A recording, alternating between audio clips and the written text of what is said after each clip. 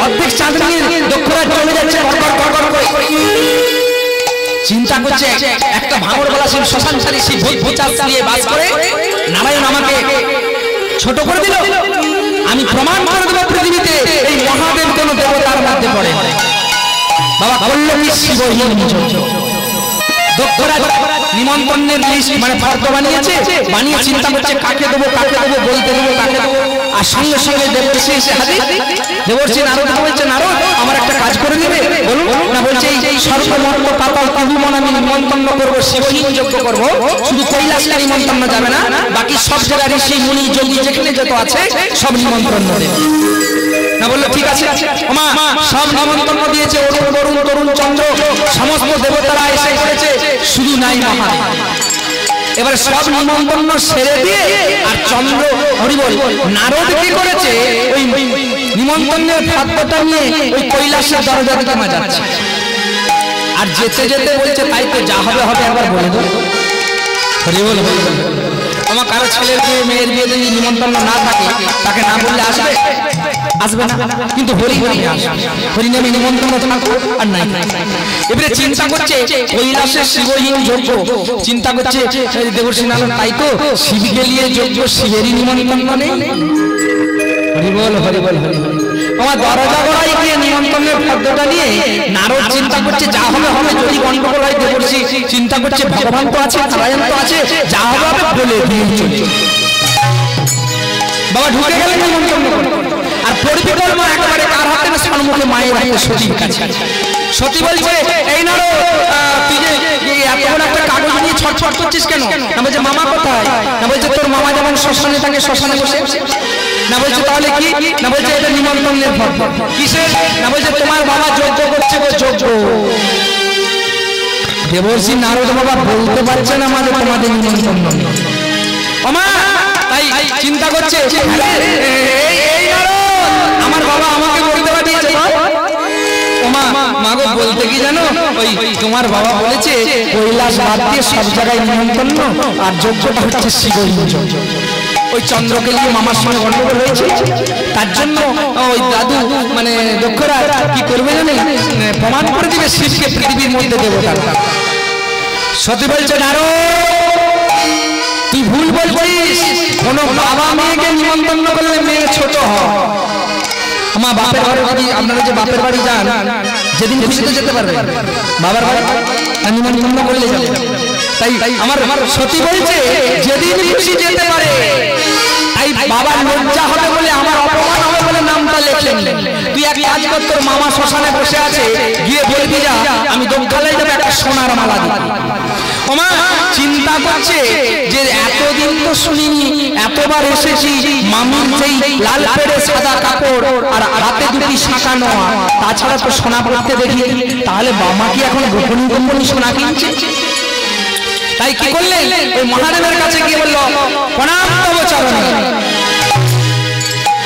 নারদ তোমার হাতে কি না ওই যে তোমার শ্বশুরের সঙ্গে ঝগড়া করেছিলে যুদ্ধ করেছিলে এর মনে বুঝো সে বুঝিয়ে দিবে যে শিব কোন দেবতার মধ্যে পড়ে না ওমা যে বৈষ্ণব হবে শাস্ত্র বলছে ত্রিনাদপি শুনিছেন তার মহিমা সহিষ্ণু না মানব না কীর্তনিয়া সদা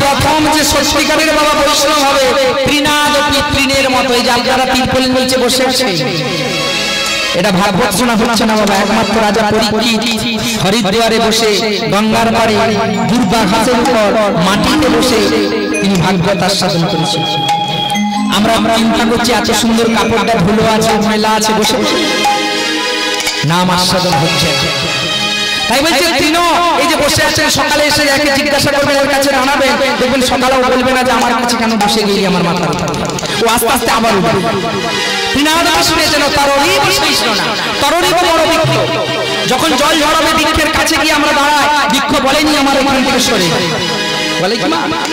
দেবর্ষি নারদ বলছে যে প্রমাণ করে দিলে তুমি দেবতা বলে নয়, আর মহাদেব জানে যে প্রজাপতি দক্ষরাজ যজ্ঞটা করে দিলে আমার পৃথিবীতে কেউ দেবতা বলে মানবে না। তাই কি বলছে যে আমাকে নিমন্ত্রণ নেই, আমরা যাব। তার বৃক্ষের মতো মহাদেবের শিষ্য অমানে না মানবে। ও মায়ের, আমি সকালে যদি আপনাদের বাড়ি যাই আপনারা চা দিবেন? সবাই বলছেন তো। আবার দেখবেন কোনো মা বলবে বাবা দুটো পাকুড়ি করি, নিরামিষ মুড়ি খেয়ে যাবে, কেউ বলবে বেগুনি করি, কেউ বলবে বাবা দুটো বিস্কুট দিই, বলবেন। আর দেখবে আর ওই দোয়ারে গিয়ে আমাকে যদি এইভাবে, আমার কথাই বলছি, আমার দোয়ারে গিয়ে যদি একটা ভিখারি বলে মা গো 3 দিন খাইনি তুমি মুড়ি দিত, আমার স্ত্রী বলে আমার কোমরে ব্যথা, আমরা ভাজতে পারি না, আমরাই কিনে খাই। তাই বলছে অমানে না মানবে, অমানিকে মাননা। চিন্ময় মানুষ যেখানে দাঁড়াবে, যে বাজারে দাঁড়াবে সেখানে চেনে, ইনি খেতে চাইছেন এনাকে না। তাই মহাদেব বলছে অমানে না মানবে না, মানবে না। বলছে কীর্তনিয়া সদা হরি সদা হরি, যিনি বৈষ্ণব হবে বদনে বদন, সবসময় হরিনাম হবে, তিলক ধারণ হবে, বৈষ্ণবের আচরণ হবে, আর বৈষ্ণবের সঙ্গে বৈষ্ণবের দর্শন হবে। বাহু তুলে বলে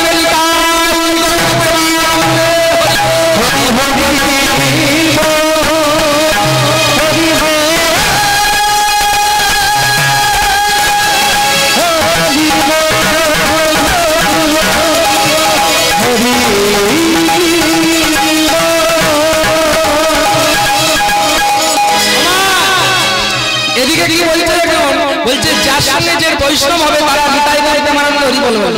আর আমাদের বন্ধু বান্ধবরা কি করে, যখন প্রথম কীর্তন করতে গিয়েছিলাম মা, আমাদেরকে দেখে কি করতো, আমার বন্ধু করে বলছিল আমরা অল্প বয়সে কীর্তন করছি, তিলক ধারণ করছি, কণ্ঠিতে মালা রেখেছি, নিরামিষ ভোজন খাচ্ছি। আমি বলছি ওরে বন্ধু, ওরে ভাই, তোরা যে আমাদেরকে দেখে বলছিস, খোল করতালগুলো দেখে বলছিস, গাড়ি উঠছি, হরিনাম করতে যাচ্ছি, আরেকবার বল। কারণ জগাই মালা এরকম বেভঙ্গি করে হরিনাম করেছিল, তারা উদ্ধার হয়েছে। চাঁদ গাজী হরিনাম করে উদ্ধার হয়েছে। আমি তোদের কাছে ভগবানের কাছে প্রার্থনা করি, যেন তাদের মধ্যে চরণখানি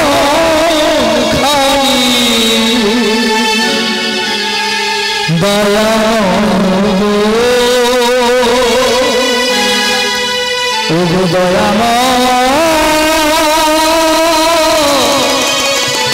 তুমি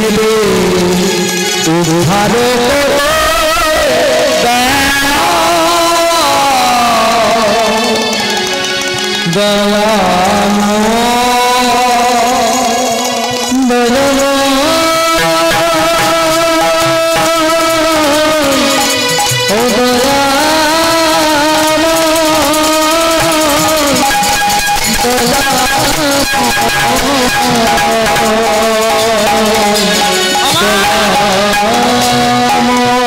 এদিকে দেবর্ষি নারদ বলছে মামা তোমার তত্ত্ব শুনতে আসে,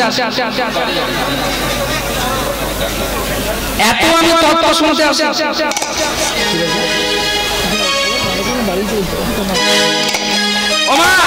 বলছে দেবর্ষি নারদ বলছে মহাদেবকে, বলছে শোনো মামা, ওসব বৈষ্ণবের কথা আমি শুনতে এসেছি, এখন আমি এসেছি তোমাকে জানাতে মামি একটা সোনার হাত দিতে বলেছে। আমায়েরা মনে করুন, এবারে একটা প্রশ্ন আছে, আপনারা কেমন কীর্তন শুনছেন? সেই প্রথম বলেছিলাম মা 108 বার মরেছিল, বেঁচে ছিল, মনে আছে? সেই ঝোলার মধ্যে সেই হাড়ের মালাটা ছিল সাদা, সেই হাড়ের মালাটা ঝোলা থেকে বার করে দেবর্ষিকে দিচ্ছে, এই নিয়ে যাও, এই যে সোনার মালা। দেবর্ষি নারদ মালাটা নিয়ে চিন্তা করছে, এই তো গোটাই হাড়ের মালা সাদা, এক ফোঁটাও তো সোনা নেই, মামিকে দিলে মামি কি করবে, একে দূর করে ফাবড়ে দেবে, মামার সঙ্গে মামির সঙ্গে গন্ডগোল লেগে যাবে, এখানেও ঝগড়া লাগবে, আর দক্ষরাজের ঘরেও ঝগড়া লাগবে। ওমা বলে দিয়ে যাচ্ছে, বলতে বলতে যাচ্ছে, আর গিয়ে বলছে ও মামি, মামি গো এই নাও মামা সোনার মালা দিয়েছে, এই তোর মামা সোনার মালা দিয়েছে, দে দে দে দে। নারদ বলছে কি হল, যেমনি খাপা তেমনি খেতে, এটা সোনায় একটা সোনায় করে নিও। আমার মা বলছে ওরে নারদ রে, তোর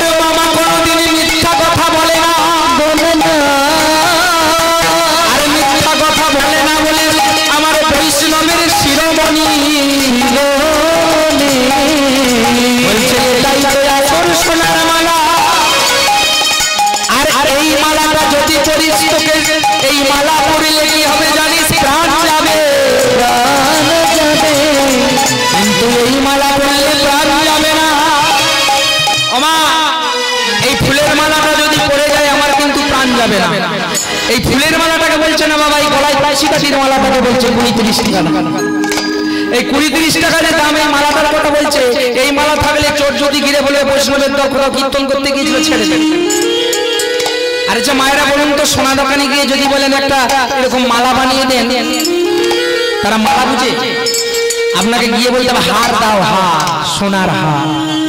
হার বলেছে কেন না, ওই হারটা পড়লে আপনি হেরে যাবেন। এটা আমার সোনা দিয়ে তুলসী কাঠি দিয়ে বাঁধানো আছে। গোবিন্দকে বলেছিলাম, হে গোবিন্দ, যদি কোনোদিন তোমার গান করে কিছু করতে পারি, তাহলে তুলসী কাঠির মালাটা আমি সোনা দিয়ে বানিয়ে করে থাকবো 12 মাস। এই তুলসী কাঠির মালাটাকে গিয়ে বলতে হয় দোকানে মালা দাও, আর সোনা দোকানে গিয়ে বলতে হয় সোনার হার দাও। ওই হারটা পড়লে হেরে যাবে, আর এই মালাটা পড়লে জিতে যাবে। তাই কি বলছে নারদ, এইটা কিসের মালা জানিস? বলছে ওরে নারদ রে, এটা কিসের মালা জানিস? বলে এটা সোনা মালা, সোনা মালা রে। বলে মালা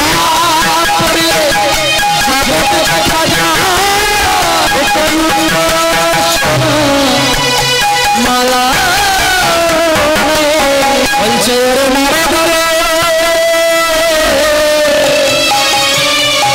এই মালাটা পড়লে তো রাধা কৃষ্ণ যুগল দর্শন করা যায়। এই তুলসীর মালা বললে বৈষ্ণবদেরকে চেনা যায়। এই মালা বললে মালা জালে তাই এই মালা যে শুধু করে মামা মিথ্যা কথা বলে না, এটাই সোনা মালা, এটাই সোনা মালা।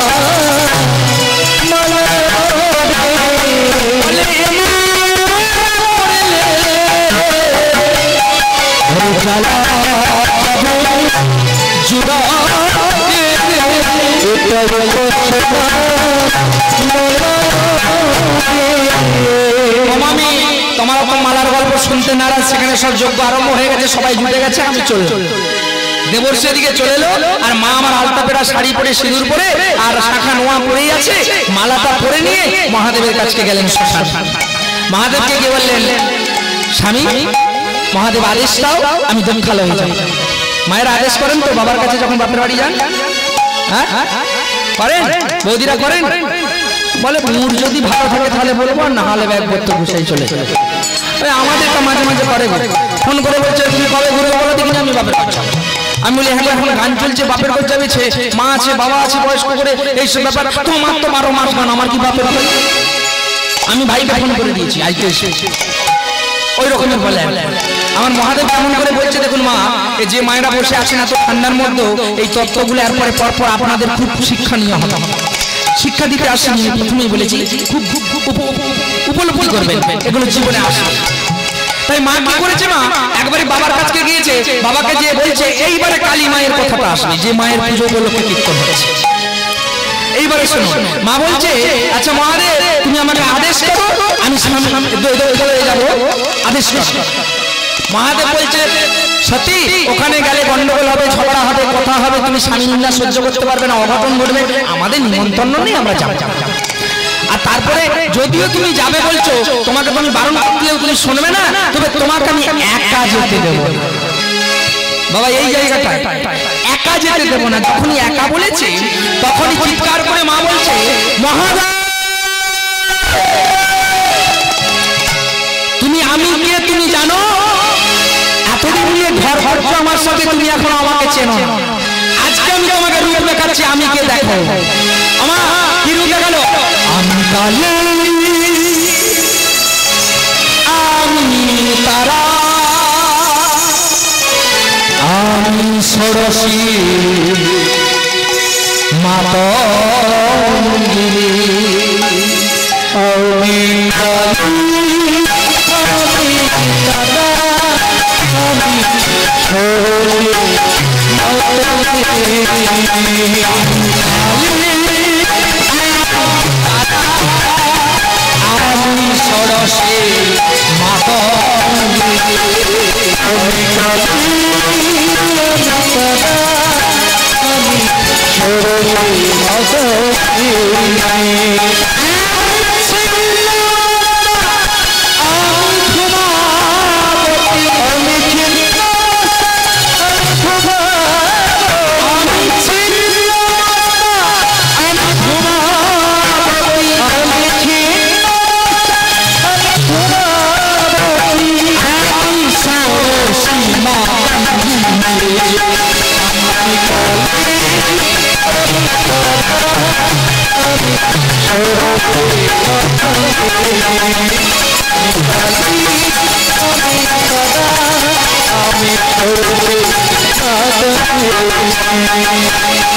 कालिदार महाविद्या भृंगन भुवनेश्वरी षोडशी मातृके छिन्नमस्तबला कमलासय विश्ववती संसाष्टमस्तरी मृगस्कन्धीरा दशविद्या प्रकीर्तिता दशभुजा दुर्गा दुर्गतिविनाशानं दशो महाविद्या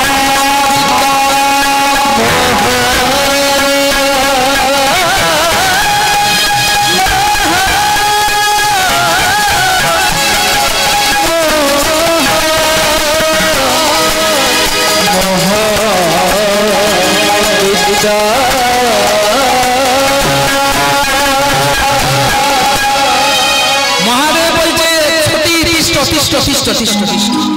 शांत তুমি যাবে তবু তোমাকে আমি একা যেতে দেব না নন্দী ভেঙ্গি পঞ্চদলাই করে তোর মাকে রক্ষালয়ে পৌঁছে আর এদিকে কি হয়েছে মা সমস্ত দেবতা উপবেশনে আছে একবারে ব্রহ্মা আছে তরুণ বরুণ চন্দ্র অরুণ নারায়ণ দেবর্ষি নারদ যোগী ঋষি মুনি সমস্ত ভক্তরা দক্ষের ঘরে যজ্ঞ শেষ অবস্থা এবারে আহুতিটা নিয়েছে আহুতিটা দিয়ে দিলেই যজ্ঞটা সমাপন আহুতিটা যখনই নিয়েছে মা আর তখনই কি করেছে প্রজাপতি দক্ষ আহুতিটা নিয়ে ব্রহ্মা মন্ত্র বলাচ্ছে আর ব্রহ্মা মন্ত্রটা বলানোর সঙ্গে সঙ্গে আর এদিকে সতী আমার চিৎকার করতে করতে গৃহে প্রবেশ করছে বাবা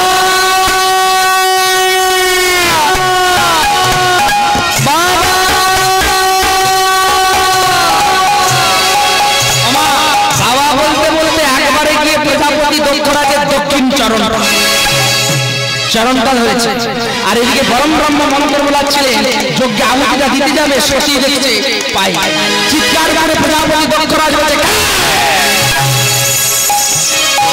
শশী তুই বাবা বাবা তুমি একবার তো যাও তুমি একবার মহাদেবকে গিয়ে নিয়ন্ত্রণ করো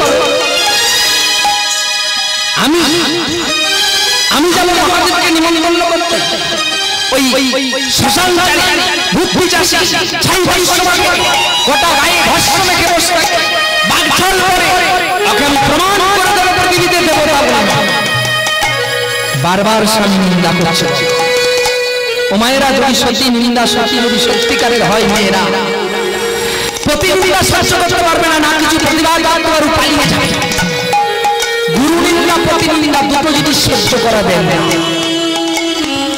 আপনার স্বামী মাতাল হতে পারে লম্পট হতে পারে চরিত্রহীন হতে পারে আপনার গুরুতাই হতে পারে কিন্তু আপনি ভগবানকে সাক্ষী রেখে আপনি বিবাহ করেছেন গুরু দীক্ষা মন্ত্র নিয়েছেন মা এদিকে বারবার বলছে মা বলছে বাবা তুমি যদি যাবে না ঠিক আছে তুমি অন্তত মহাদেবের নামে যজ্ঞালয়ে একটা আসন দিয়ে রাখো এই কলিযুগের পৃথিবীতে যে কোনো যজ্ঞ হলে মহাদেবের নামে আমি অন্তত আসন দিয়ে থাকবে বললো না আবার বাবা সতী কাছে প্রতিনিধিতা করছে আর যত দক্ষরাজ বলছে আমার মিনি আর সতী আর কানে সহ্য করতে না পেরে মাটিতে পড়ে গেলে আর মাটিতে পড়ে যাওয়ার সঙ্গে সঙ্গে মাটিতে লম্বা হয়ে পড়ে গেছে যেখানে যজ্ঞ হচ্ছে আর এইখানে নন্দী ভিঙ্গি চিৎকার করে কাঁদতে কাঁদতে বলছে মা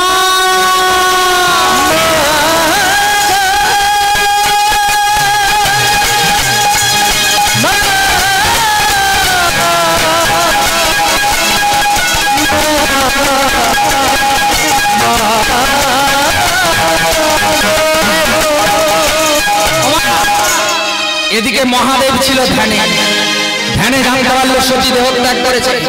এক মুষ্টি জটা ছিঁড়ে বলল, বীরভদ্রের জন্ম, বীরভদ্রের জন্ম, বীরভদ্রের জন্ম।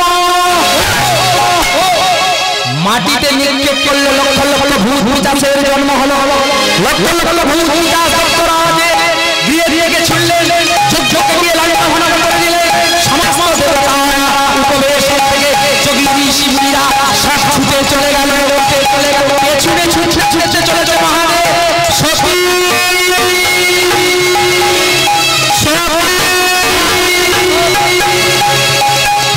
আমার সবাই যে যেমনে পড়েছে ছুটেছে, শুধু যজ্ঞে আছে নারায়ণ, দেবর্ষি নারদ, প্রজাপতি দক্ষ।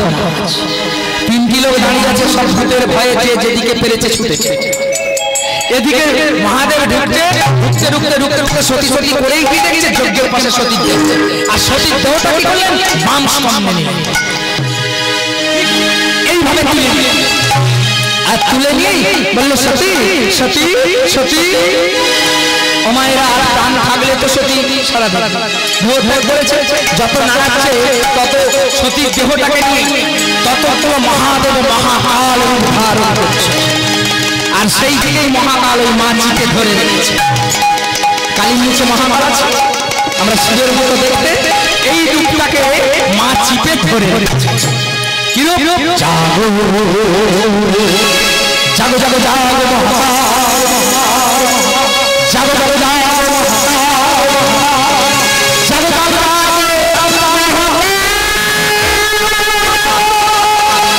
জাগো জগ মহা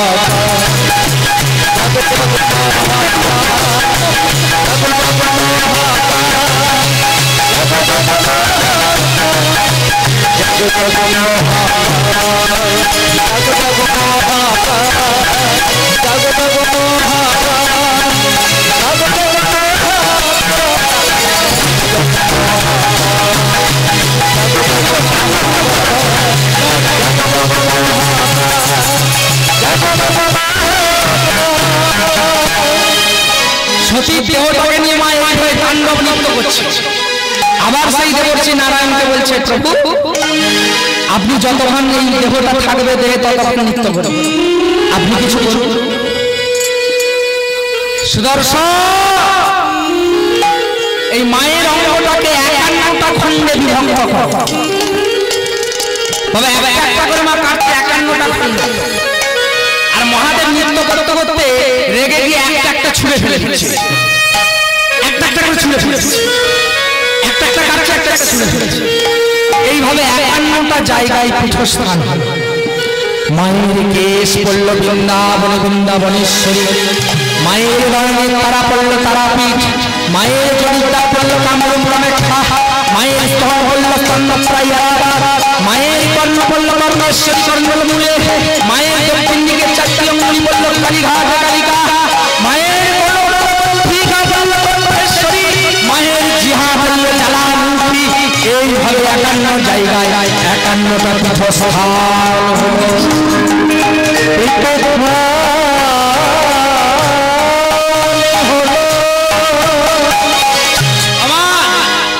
মায়ের কেশ পড়ল বৃন্দাবন, যারা গেছেন বৃন্দাবনেশ্বরী দেবী মন্দির আছে। মায়ের নয়নের তারা পড়ল তারাপীঠ, মায়ের একটা স্তন পড়ল এলাহাবাদ স্তন্য প্রায়, মায়ের জনিতার পড়ল কামাখ্যা কামরূপ। আর আমাদের হতভাগ্য কলির যুগে, কলি যুগে একটি 4টি অঙ্গুলি পড়ল দক্ষিণ দিকে, ডান দিকের পায়ে 4টি বুড়ো আঙ্গুলি পড়ল কালীঘাটে কালিকা। এইভাবে 51টা পীঠস্থান হল। এইবারে মহাদেব যখন নিজের জ্ঞান পেয়েছে, অচৈতন্য হয়ে করেছেন, চৈতন্য এসেছে, তখন দেখছে সতী আর কাঁদে নেই। সতী সতী। নারায়ণ বলল, শোনো মহাদেব, তোমার সতী কালের হাসে হারিয়ে গিয়েছে, ক্ষণকাল অপেক্ষা করো, কৈলাসেতে গিয়া কিছুদিন পর তুমি পাবে তোমার সতী আবার ফিরায়। ওমা মহাদেব চলে গেল কৈলাস। কথাটা শুনল দক্ষ রাজা দেবর্ষি নারদ। দেবর্ষি নারদ চিন্তা করছে যে মা আবার কখন জন্ম নেবে বলেছে নারায়ণ।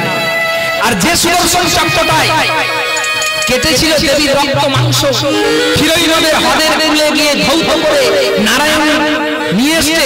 আর ওই চক্রটা ধৌত অবস্থায় রক্ত মাংস মজ্জা ধৌত করার পরে বাবা সুদর্শন উঠে এসছে।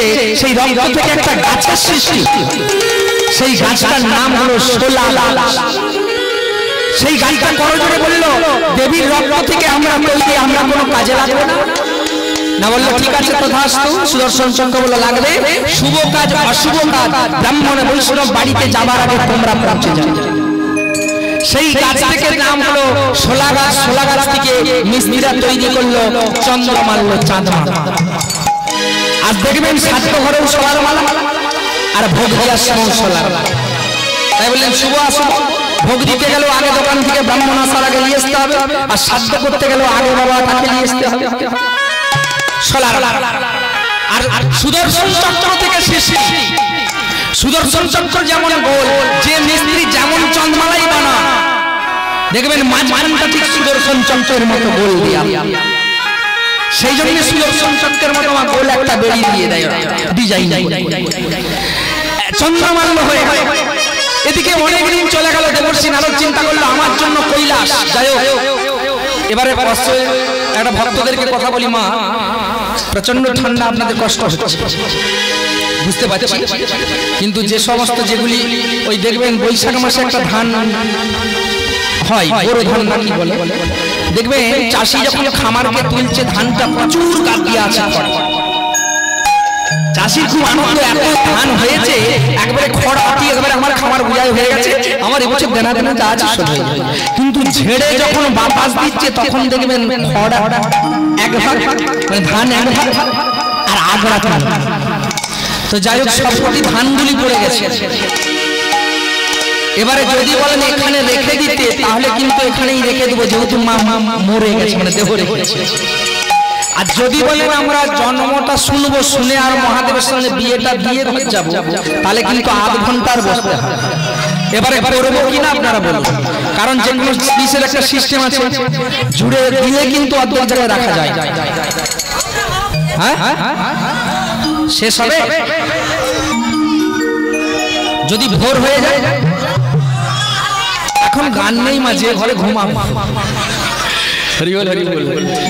যদি এসে গান থাকতো তাহলে হয়তো টেনে টুনে পালিয়ে যেতাম, অন্য কোথাও যেতে হবে। হ্যাঁ এই শুরু হয়েছে তো, গানটা ভালোই বুকিং হয়েছিল বাবা, এই ঠান্ডার জন্য আবার দু তিনটা বাইনা বন্ধ হয়ে গেল, বলছে বসতে পারবে না। তো তাহলে কি বিয়ে দিতে হবে? তাহলে যদি হয় একবার জয়ধ্বনি দিতে হবে মহাদেবের নামে, মানে জোর করে নিশ্চয়ই আছে। আগে বলি সেবা হয়ে গেছে তো, সেবা করেছেন? সেবা আপনারা করেননি? তার মানে আমিও উপবাস, আপনিও উপবাস। বাহ, এই যে নাম আস্বাদন করছেন, একবারে সেবা করবেন, একবারে পূর্ণ একবারে কর্মফলটি নিয়ে ঘর যাচ্ছেন। আরেকটা কথা বলে রাখি মায়েদেরকে, দেখবেন আমাদেরকে দাদা ভাইরা বায়না করেছে একটা যাহুক টাকা, দেখবেন আমরা কীর্তনীয়রা কি করি, শেষকালে যতগুলো যা ঘুরিয়ে থাকবে আমরা ভিখারির মতো আচরণ করি। আপনারা পয়সা দিয়ে যান, 2 টাকা 10 টাকা 5 টাকা, তারপরে আবার ছোট কয়েন। আমাদের মেদিনীপুরের লোকগুলো, পশ্চিম মেদিনীপুর মানে আমারও বাড়ি, তো যাই হোক পশ্চিম মেদিনীপুরে আমরা কি করি জানেন, ওই ছোট কয়েন গুলো চলে না বলে যাকে কীর্তন হয় নিয়ে যে ঢুকে জেলা গোবিন্দ সেবা লাগবে, ঘরে ঘরে লড়লড় করছে, চলে দিয়ে দিই, সবাই দেখবে আমিও দিয়েছি। কেন দেন আপনারা? ছোট কয়েন চলেনি বলেই তো দেন, আর তখন ভেজালে তো আর দেখতে পাইনি কে ছোট দিচ্ছে না কে বড় দিচ্ছে। গোবিন্দ বলছে ছোট কয়েন দিচ্ছে, এমন পরবর্তীকালে ছোট জায়গায় পৌঁছিয়ে দিয়ে তুমি বুঝতেও পারো। আচ্ছা যাই হোক, কয়েনটা বড় কথা নয়, কারণ আমরা জানবো আগে দাদা ভাইদের সঙ্গে চুক্তি নিয়েছি, আপনাদের কয়েনের আশায় আসি না। আসেছি যে বাড়ি কয়েনের আশায় এলে তেল ভাড়া হবে।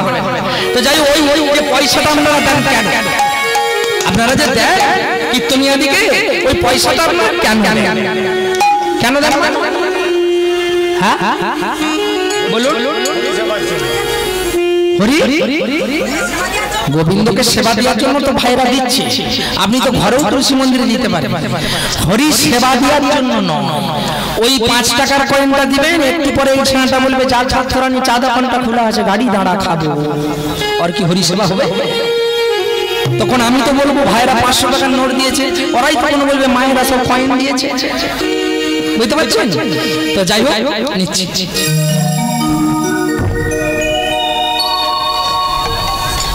আচ্ছা যে যা দিবেন পরে দিবেন, এখন শুনুন, যে যা দিবেন পরে দিবেন। তো ওমা ওই কয়েনটা কেন দেন জানেন? পয়সাটা এই পশ্চিমবঙ্গ পৃথিবীর মধ্যে যত কীর্তনিয়া আছে সমস্ত কীর্তনিয়ারা হলো মহাপাপী লোক। আমিও তার মধ্যে পড়ছি। আপনারা যদি শুধু পাপ করেন তাহলে আমি কিন্তু মহাপাপী। কারণ কেন না, ওই পয়সাটা দিয়ে কি করছেন? এই যে এখানে কীর্তন আস্বাদন করছেন, এই যে সেবা নিবেন, কীর্তনিয়াকে পয়সা দিলেন, এই যে 3, 3.5, 4 ঘন্টা কীর্তন শুনছেন, এই হরি নামটা আপনি কিনে নিয়ে বাড়ি চলে যাচ্ছে, পূর্ণটাকে বাড়ি নিয়ে যাচ্ছে। আর আমাদের মতো কীর্তনিয়ারা হরি নাম বিক্রি করে,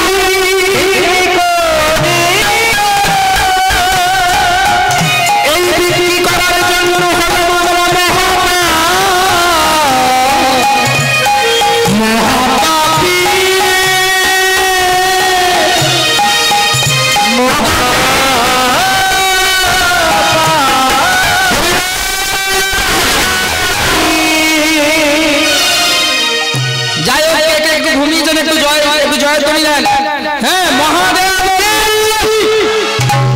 আমি বললাম কে কে ঘুমিয়েছেন, মানে ঘুমিয়ে আছেন তারা জয়ধ্বনি দেন। মানে আপনারা মধ্যখানে ঘুমিয়ে নিয়েছেন? ওই তো আমি বললাম তো যে যারা যারা ঘুমিয়েছেন তারা জয়ধ্বনি দেন। আচ্ছা যাই হোক, এবারে যারা জেগে আছেন তারা একবার দেন। হ্যাঁ, হর পার্বতী যুগাবতী। বাহ, খুব সুন্দর। যাই হোক, এবারে মা কি করেছে? এইখানে চলে গেলেন মহাদেব, আর দেবর্ষি নারদ চিন্তা করছে মা কোথায় জন্ম নেয় আমাকে খোঁজ করতে হবে। উনি ঢেকে নিয়ে সর্বমত্ত পাতাল ত্রিভুবন চলেছে। আর যেতে যেতে মা কোথায় জন্ম নিল জানেন? গিরিরাজের ঘরে। হরি বল হরি বল।